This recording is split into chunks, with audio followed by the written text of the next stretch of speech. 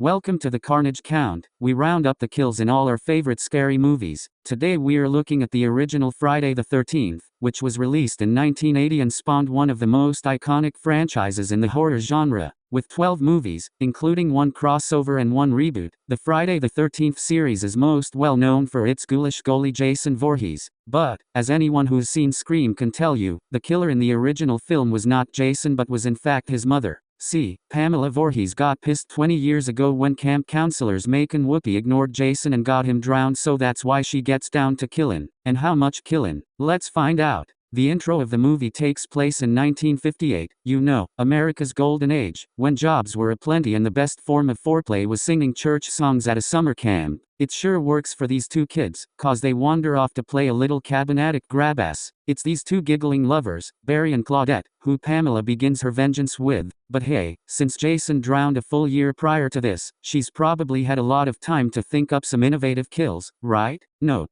Barry gets stabbed in the gut below screen for the first kill of the franchise. Kind of a lame start to a movie known for gruesome kills. It looks like he just squeezed a tomato against his belly. After that, Pamela turns on Claudette. They play catch with some boxes before the film starts to lag, or something. Oh, no, that's just shitty slow motion. A freeze frame signifies Claudette's death, the second of the film. Then it pushes in on the frame and flashes to white, meaning, we just watched Claudette pass into the afterlife, I guess. Great, now we're in the present where creepy old dudes give really weird line readings, like you'll never come back again. Oh, shut up, Ralph.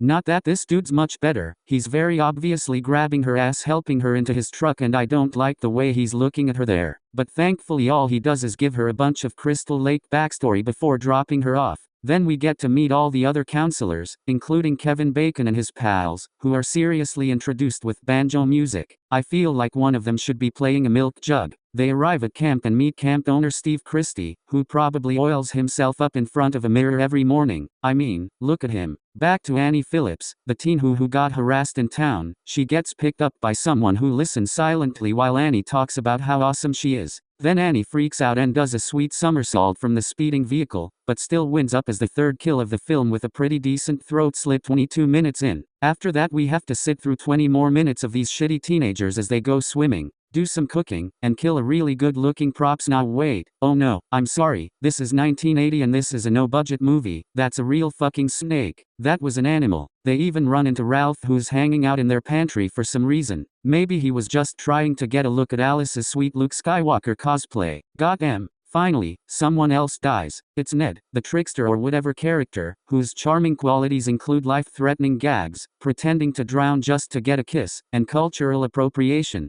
He wanders into a cabin and gets killed off-screen, but his body shows up 40 minutes in. It happens while Kevin Bacon's character Jack gets his bang on with his girlfriend Marcie. Turns out Pamela put Ned in Jack's upper bunk. Hahaha, classic camp prank. Kevin Bacon is gonna see his body and be like, dude, quit cock blocking. But actually, Bacon doesn't see it, so instead of Ned's body, sexy times is cut short by a full bladder when Marcie leaves to pee. Jack takes the opportunity to smoke a joint, getting relaxed long enough for Pamela to grab his head and stick an arrow through his neck from below. It's a very iconic death, but I always laugh at the mental image of Pamela sliding her way under the bed just to be able to do this. Whatever, ignore the logistics and just enjoy this death again. Good stuff, Tom Savini. Then we get 2 straight minutes of the Marcie Stainler underpants party before she joins the Vic list with an axe to the head. Another truly fantastic kill. Where was this kind of makeup for those first 2 kills, guys? Meanwhile there's been a game of strip Monopoly going on between Brenda, Bill, and Alice, but it gets shut down by Mother Nature. And where was Steve? Probably oiling himself up in the other room, right? Nah, he's back in town, eating pancakes or something, stuck in a diner because it's raining, or someone is just spraying a hose back and forth on that car. But let's pretend it's raining. Despite the stormy weather, Brenda's reading concentration is broken and she gets lured outside by a creepy voice. She wanders outside and ends up looking like a creepy wet porcelain doll on the archery range. A cutaway and a scream means she's probably getting killed, but we'll wait for confirmation before we add her to the kill count. Don't worry, we get an on-screen kill soon enough when Steve Christy heads back to the camp and gets stabbed. Below screen? What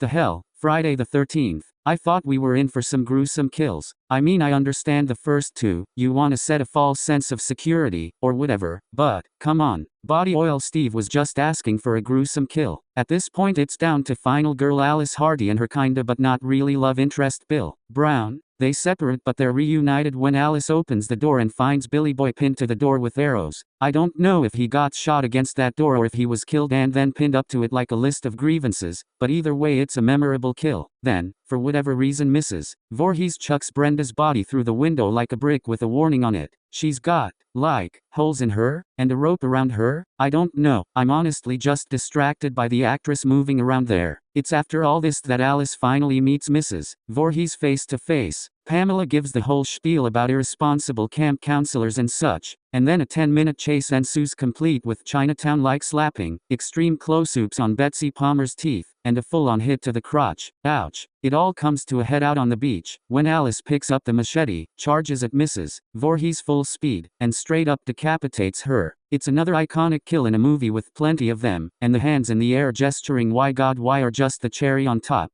After that, the movie seems finished. But we get one last scare in the infamous Jason boat grab where he pops up from the lake and pulls Alice out of the boat. Turns out to be just a dream though, so don't worry, it's not like they'd take that scene and formulate 11 more movies around it. I'm lying, they did. But right now we're still focused on the first movie, so let's break this shit down and count. Pamela Voorhees killed 9 people in Friday the 13th, 5 guys and 4 girls. She herself was killed by Alice, bringing the total kill count to 10, evenly split among genders, plus 1 poor innocent snake. At a runtime of 95 minutes, that comes out to 1 human death about every 10 minutes. I'll give the Excellent Execution Award, which goes to the coolest kill of the movie, to the Baconator himself, Jack Burrell. Although Marcie's axe to the head was pretty cool, his death is just so iconic, and apparently it malfunctioned during their one take, so makeup assistant Tasso Stavrakis ended up having to blow the fake blood through a tube manually. That's dedication, dude. Conversely, the Tame knife stab goes to the lamest kill of the movie. A lot of options here what with all the off-screen stabbings, but that freeze frame on Claudette in the beginning takes the cake. And there you have it. Friday the 13th, released in 1980, the film that started it all. Next up we'll be looking at Friday the 13th Part Eel, where Jason gets to play. But until then, this has been the Carnage Count.